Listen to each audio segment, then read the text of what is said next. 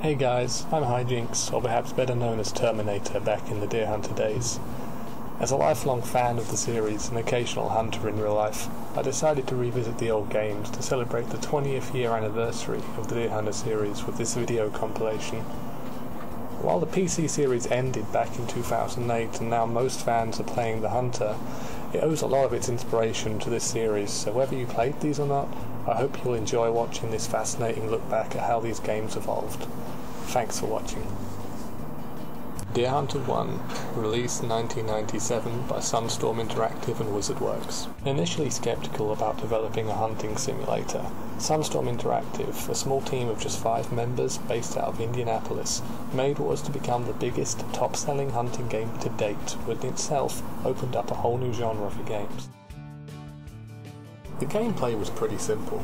You were given a choice of 4 weapons, a tree stands and lures, to hunt in a variety of hunting locations including mountain meadows, autumn forests or snow-covered plains, along with a target range where you could practice your shooting. The extended season add-on also came with a very basic map editor to create your own custom maps. And while entirely single player, you never felt completely alone, as your hunter would often speak his mind if something of interest happened. Right in the kill zone. It was a simple but effective touch. You started on a map overview of the area, the idea being you explored until you found signs of deer activity in the vicinity.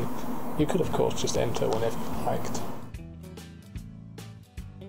Once in the hunting view, movement was restricted where you could only rotate the camera, since scenery was entirely 2D, which featured photorealistic backdrops and animated sprites for deer.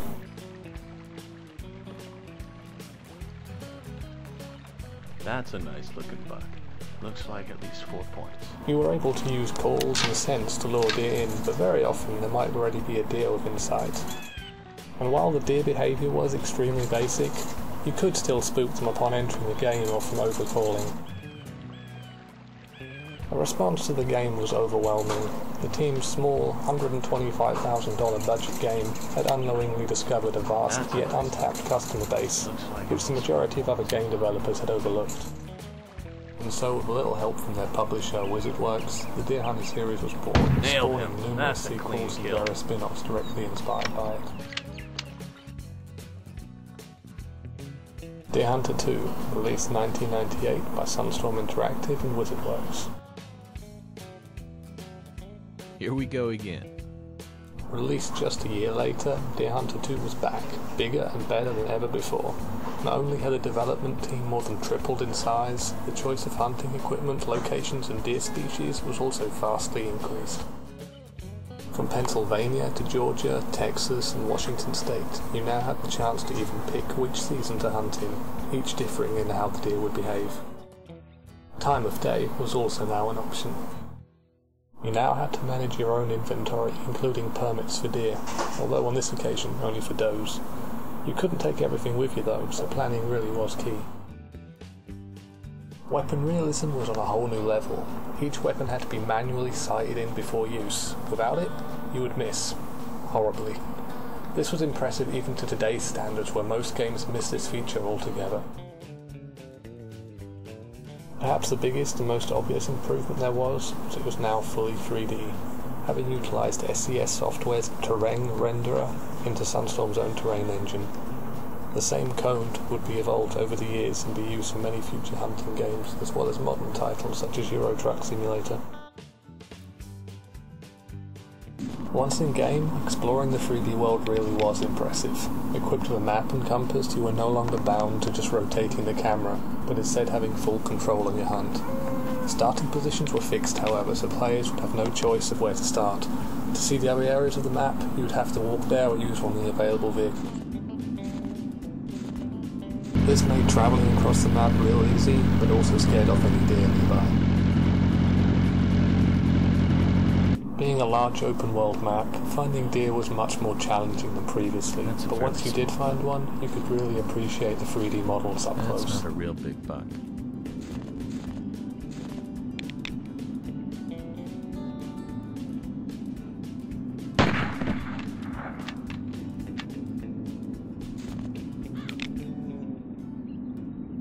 Ah, good, I found him. There's another one for my trophy room. Let's see how I did in the trophy room. The hunter's voice was back again and included much more dialogue than before. Yep, those are definitely deer droppings. Now, what was I shooting at again? There were a few Easter eggs to find, including Rudolph and Bigfoot, or rather the mystery of it. While you could only ever find his footprints, it was a great Easter egg to find.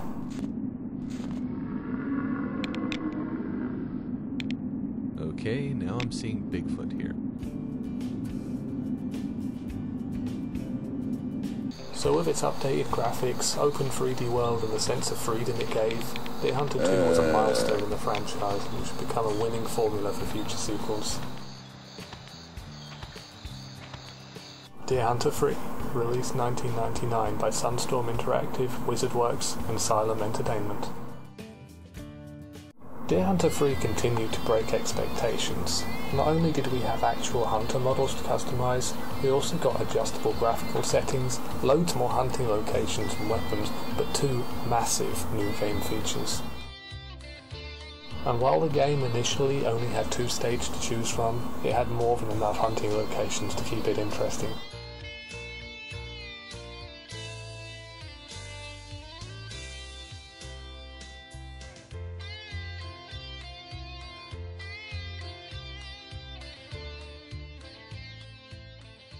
The first of these was Season Mode, where you could scout and hunt an entire hunting season where the deer population would change every year and the bucks would get bigger. Track deer in the off-season, plant crops to create new feeding hotspots as well as setting up permanent tree stands. To keep track of all this, you could write it down in your journal.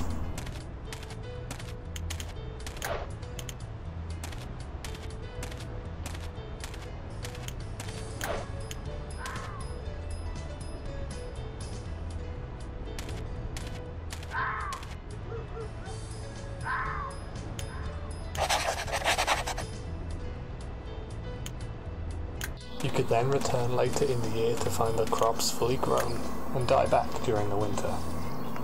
It added a real sense of progression and management. You really felt like you owned the land.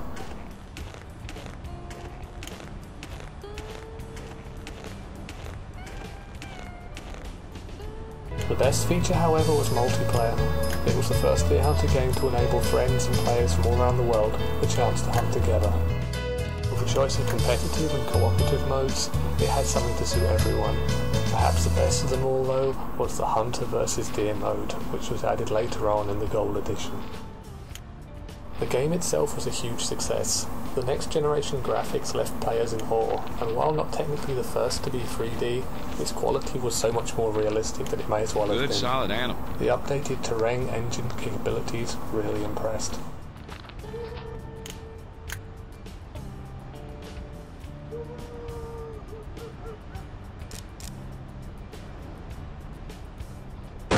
Looks like I shot me a doe.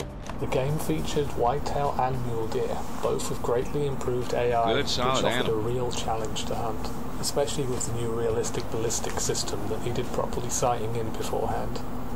Scoring was based on the real-life Boone and Crockett system, although a simplified version of it. Yeah, I knew there were deer around here. Rumour had it, Bigfoot can actually be seen in this version, though I have yet to find any proof of it myself. Did it exist? Please let me know. I got him, but not quite in the right spot.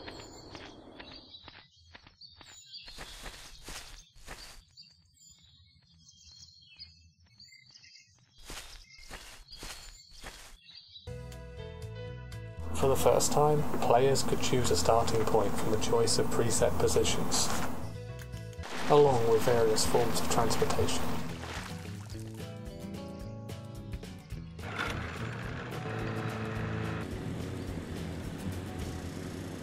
Loading screens were fun to read with the various hunting tips that were displayed.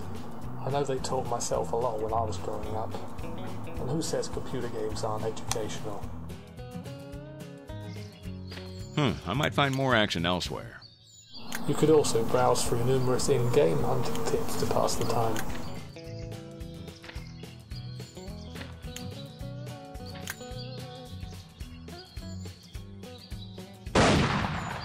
Just a little too high.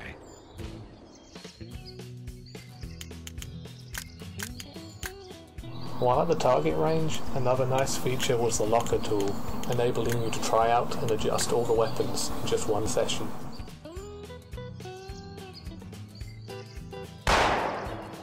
Oh yeah, dead center. The Gold Edition, which was released just a few months later, came with a map editor. It was feature-rich and helped create hundreds of custom maps to share online. One of its greatest features, however, was its built-in Digital Elevation Map, or DEM for short, tool which could be used to import real-life USGS elevation data. So powerful was this tool, it was used by map makers all the way up until Deer Hunter 2005 to help create terrain.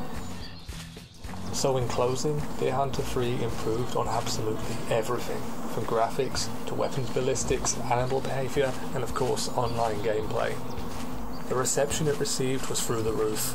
Wizardworks' PR department had hyped the game so much they even commissioned a hunting music CD to be produced. It was titled Hunting Country and was available to buy for about $10 through their sales hotline. However, later editions of the Gold Edition came pre-bundled with it as standard. If you followed my videos before, you might remember me mentioning this CD, as I'd been searching for it for nearly 16 years before finally tracking it down, thanks to singer/guitarist Scott Word, who featured in the CD. You can download the album below in the comments. Deer Hunter 4, released 2001 by Sunstorm Interactive, Wizardworks and Infogrames. Deer Hunter 4 featured both season mode and online play, along with the Hunter vs Deer mode, which was introduced in the previous Gold Edition.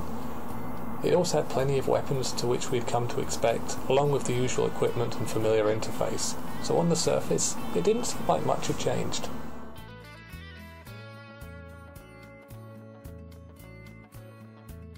In fact, it's not until we see the location screen to see a real noticeable difference, with a slick new 3D map preview, which for the first time introduced the ability to start the map wherever you liked.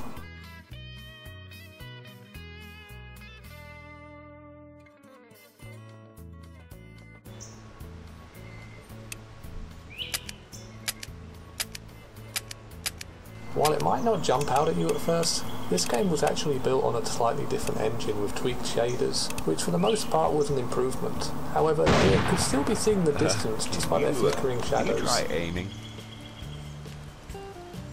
One other thing this game brought was the addition of the black-tailed deer, bringing the total up to 3, including white-tail and mule deer. Fawns were also found in great numbers.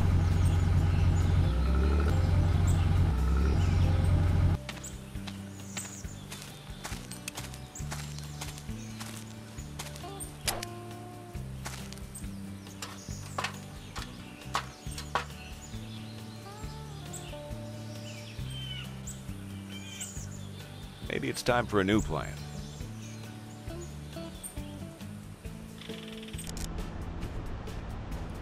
That's way too young. It still has spots. Perhaps Deer Hunter 4's most important change was the antler system. Building further on its Boone and Crockett point system from Deer Hunter 3, it now gave much greater information, including main beam and spread measurements. While in Deer Hunter 3 the deer largely had the same racks, Deer Hunter 4 gave hunters a much greater variation, including world records which were based on real-life trophies. The Hunter vs Deer mode was more popular than ever, probably due to it coming out of the base game and not later as such with Deer Hunter 3. The game started with a timer. The deer player had to earn points by getting near other hunters and by calling and leaving scrapes. The closer they got to a hunter, the more points they would earn. The hunter's goal was simple: shoot the deer. Every time the deer player wins a round, it would grow and make it a lot harder in future rounds, because it would be a lot more desirable to shoot. So while Deer Hunter 4 didn't offer as many new features as Deer Hunter 3, it was still a solid and refined game, with a new antler system, new deer species, and in my opinion, better maps. The graphics were a slight improvement, and the new map spawn screen was a very welcome change. One other feature it added was the ability to trade trophies online with your friends via email.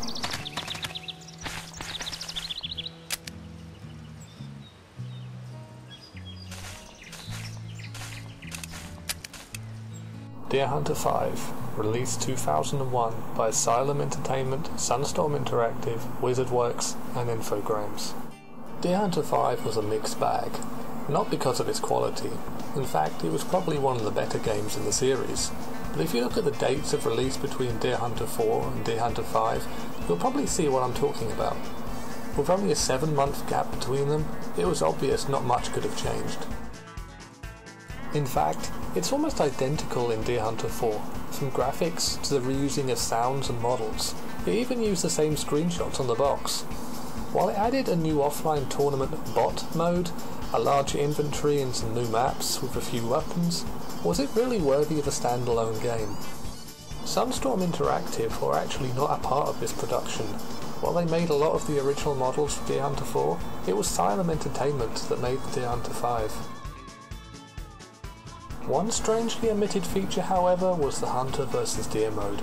Considering how popular it was and how it was created by Sylum Entertainment, it seemed odd to remove it. It did come with some nice new features, however, like being able to pick your own ammunition, varying grain weights which would affect their trajectory and knockdown power. The map screen was unchanged, but they did do a great job with the map designs.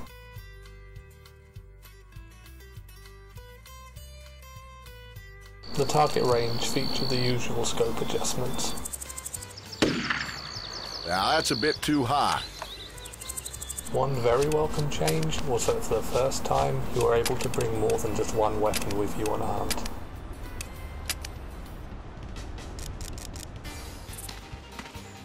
Well, what do you think?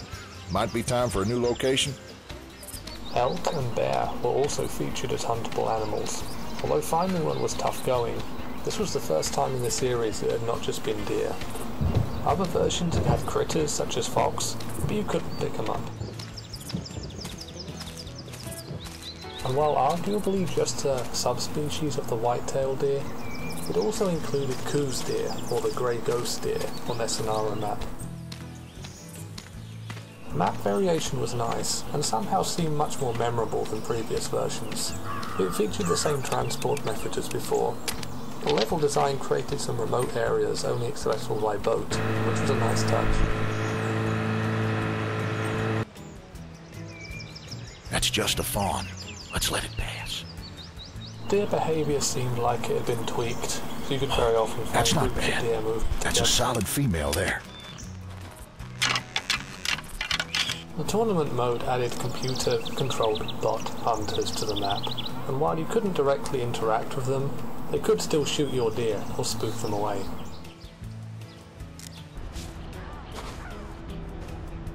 I have got to be dreaming.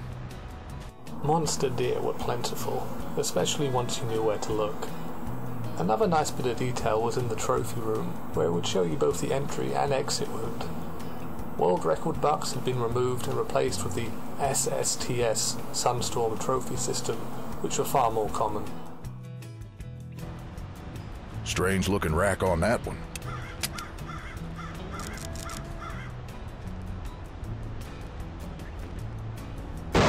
Oh yeah, great shot.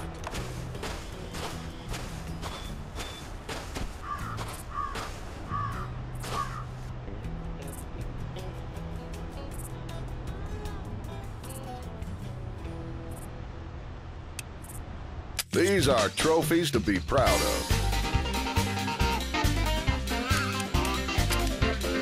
As far as I know, Bigfoot never made an appearance in this version. However, there were 3 types of rare deer that are also featured in Deer Hunter 4: albino, demon, and unicorn. These were extremely rare, however, and in fact, Deer Hunter 5 was probably my most played game over the years, and I'm yet to see one for myself. I've seen few screenshots over the years, but can no longer find any on Google. Do you have one? I would love to see it. Alright, let's slow down. This place would probably be a good spot. So to sum up, Sylum Entertainment reused the majority of assets from Deer Hunter 4, tweaked a few things, added bear and elk, and then called it a day. Both Sunstorm and Wizardworks, who would soon become Infogrames, were not doing the best financially, and this rework sequel kind of showed it, saying that it was not a bad game, but it really should have just been an expansion. I have never in my life seen a rack like that before. Let's have a look in the trophy room.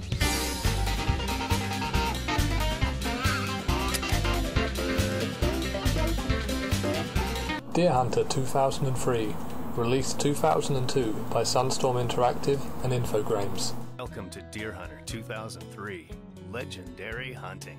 Deer Hunter 2003 was, and still is, very much a bone of contention.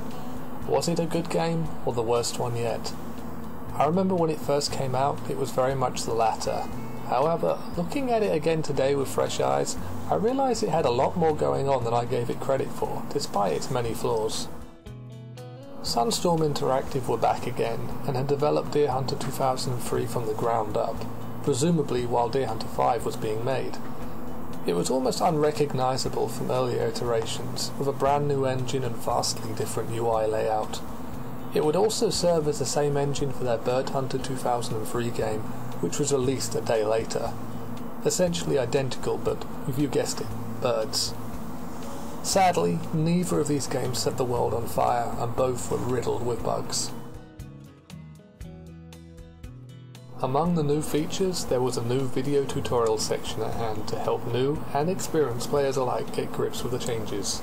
Guns could be sighted in at the target range, however it wasn't entirely necessary. They seemed pretty accurate from the get-go.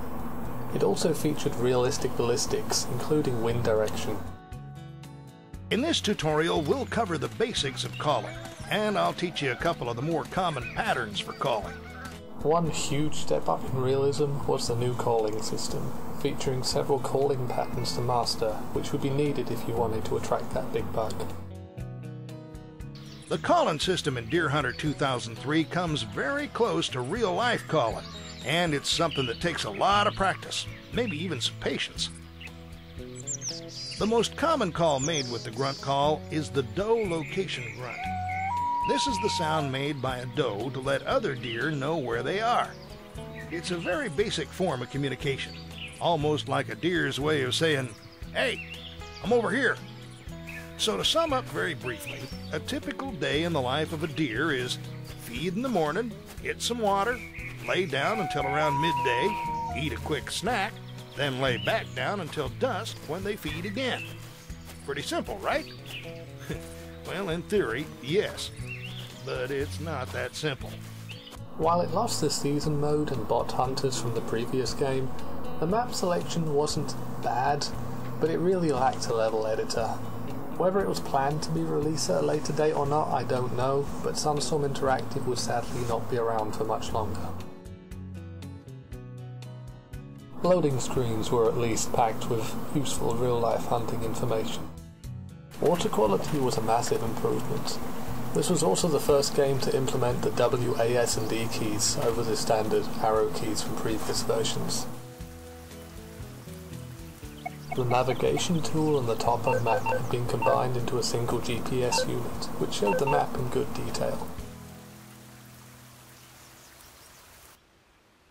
It's a buck, but he's a small one. Gameplay was very different. Whereas Deer Hunter 5 seemed to be a step towards the easier type of hunting, 2003 was very much the opposite, making stealth essential. It wasn't uncommon to have to crawl across the whole map. So far it sounds great, right? Well, not so fast.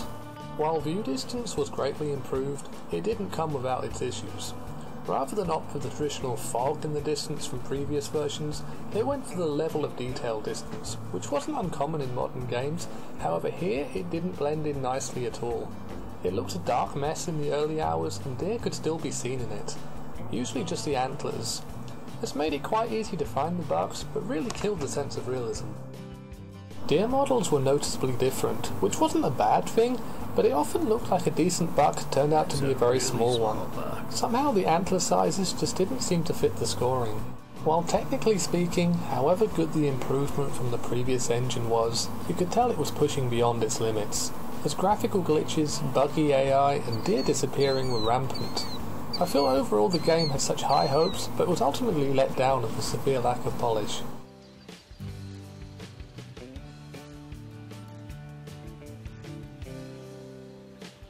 Another negative was no longer being able to choose where our starting area was. Instead we were starting at the same location each time.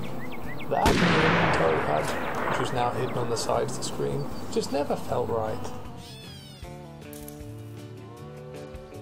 Looks like a non-typical rack on that deer. Oh yeah, perfect shot.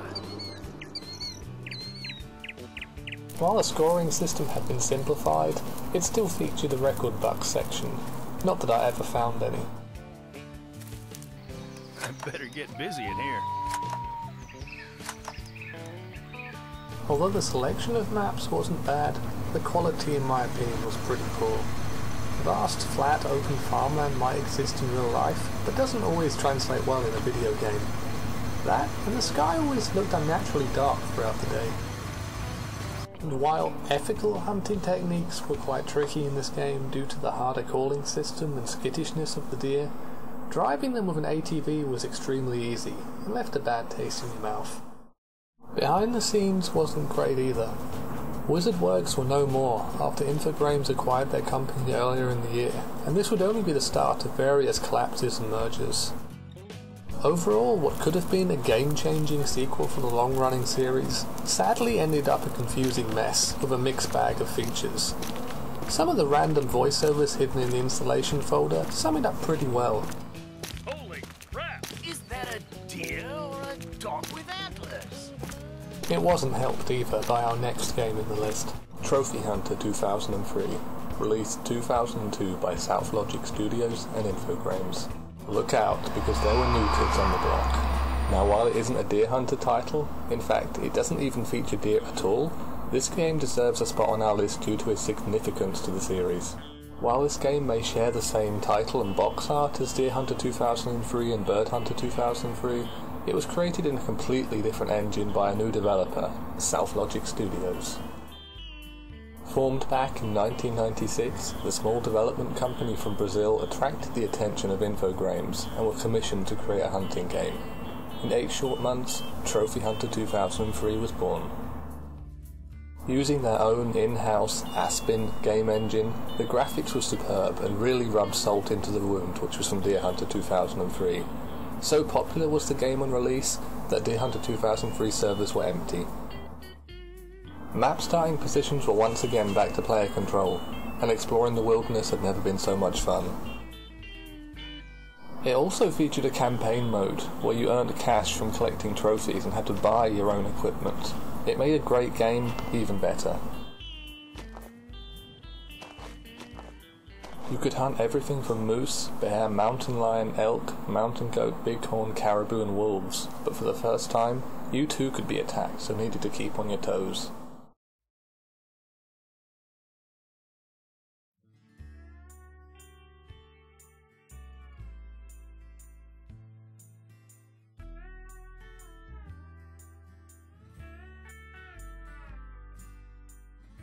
View distance varied between maps thanks to the excellent and easy to use level editor.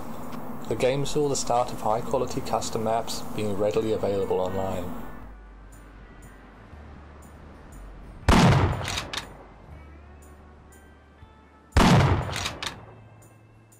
With online play, this game continued to be a favourite for many years to come, and was a breath of fresh air to finally have an enjoyable hunting game again. And while it was great news for SouthLogic Studios and the hunting game community as a whole, it ultimately spelt the end for Sunstorm Interactive, who would never make a Deer Hunter game again.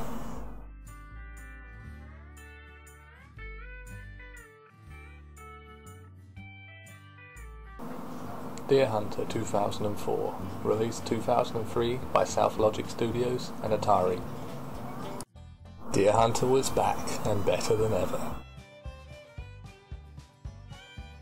Building on their already popular Trophy Hunter 2003 game, we were given a great selection of stock maps, as well as hundreds if not thousands of brilliant custom-made ones by fans online. And while we lost the weapon builder from Deer Hunter 2003, the selection of weapons was more than adequate, and features the usual equipment along with a new electronic caller. The UI slick, graphics a massive step up from 2003, it really was a joy to play. Though we could no longer sight in our own weapons at the range, the shooting mechanics were much more forgiving and did not require it. Map quality was excellent too. Everything felt alive, and unlike the previous Deer Hunter game, it was refined and looked finished. It was the first game to not include a hunter's voice, which, although only a small issue, it would have been nice to have it. Mouse rotation was now automatic, and no longer needed toggling on and off. Animal behaviour was astounding. You could even watch it in the new Wildlife Cam feature mode. The level editor continued to impress, and over time, we had too many great maps to choose from, including ones from the awesome Dutchman. It created a huge online hunt communities, such as BigGameLodge.com, which became a hub for tournaments and meeting friends. Modding was also a feature to 2004, and while not officially supported, talented modders such as Vanish made rare deer and custom weapons a reality. The best deer came in record book and world record scores, which would appear on the screen when collected. This created a wonderfully competitive game, and along with the maps and online community, kept it alive for years. Though Bigfoot never made an entrance in this game, there were official rare deer in the shape of cel-shaded cartoon deer, and ones branded with an SLS stamp. Deer Hunter 2005, released in 2004 by SouthLogic Studios and Atari. As someone who was lucky enough to be a tester for this game, it was obvious when we first saw it that it was going to be another hit. While not much looked like it had changed on the surface, why fix something that isn't broken? Stock maps were varied and well laid out, equipment was largely the same, except now we had a weapons builder which included calibration, which was a nice tool to have again. A few exotic things such as thermal scopes and motion cameras were added, but these were completely optional to use. Probably the most noticeable addition was Australia and the axis deer. Never before had we been able to hunt outside of North America. It also added a scout mode, which enabled you to place feeders, scrapes, to attract deer activity on a particular area of the map. This wasn't as in-depth as previous titles' season mode, but it was a nice change to see it added. Scout mode also allowed you to hop around the map easily, which made a great tool for map testing. And Australia wasn't the only continental shift either. Another first was the inclusion of a European map to hunt roe deer. A bullet cam was another feature, which made for some pretty cool viewing. This could be toggled off in the settings though.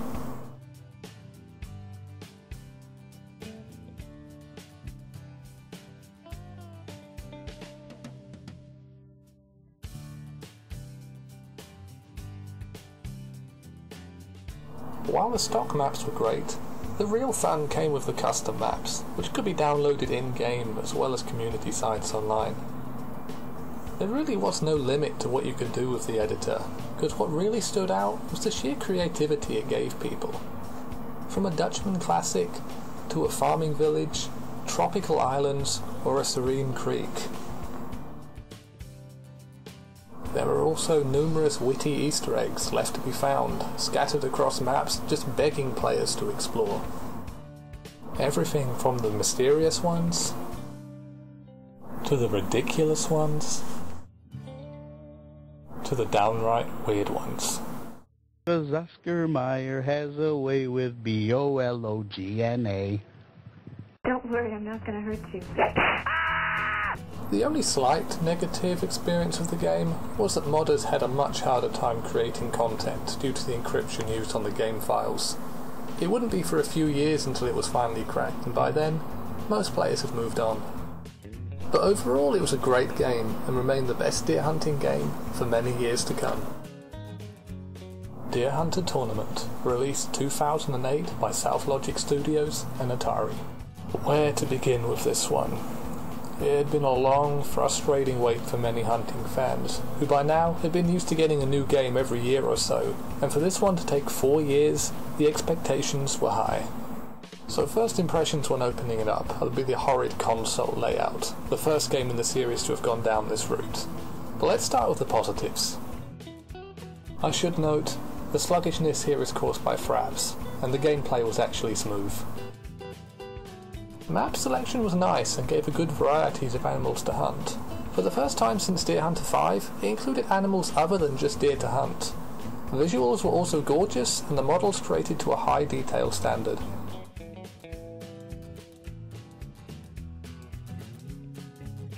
View distance was the best we had ever seen, of upwards of 1700 meters.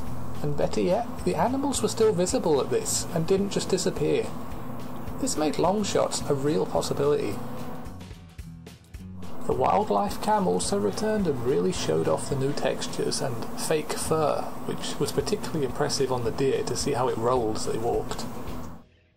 They really did do a great job with the next generation graphics. Pushing their engine to the limit, they produced graphics that most hunter players just didn't think was possible. Hunts were dangerous, so you had to watch your back from random bear attacks, which weren't all that uncommon. So it had amazing graphics, an awesome view distance, and plenty of animals to hunt. So why wasn't it a fantastic game? Well, ignoring the console buttons for now, the main feature of this game was the tournament hunts. Online hosted competitions by sponsors and Atari which would enable players to compete for prizes. Unfortunately, it just didn't work. There were no updates, bugs were never fixed, and eventually the servers went down for good. If you buy this game today, and I highly recommend you don't, you'll find the servers are long gone, so it's purely a single player experience now. Another flaw in this game mode was it essentially did away with the chance of ever having a map editor released. This was just one nail in the coffin. Next off, the weapons just sounded weak, and the equipment oversimplified to the point you didn't even get to pick it yourself anymore. It was all added automatically. This meant tripods and tree stands were a thing of the past. The only way you could use one was to find a pre-built one in a map. Not like where it was set up? Well, tough. Map screens were bare and uninspiring, and while the weather effects were nice, the guns just felt more like toys. This 300 Magnum sounds more like a cap gun. Deer crawlers were comical, reminded me more of an old man needing the toilet, rather than an actual deer.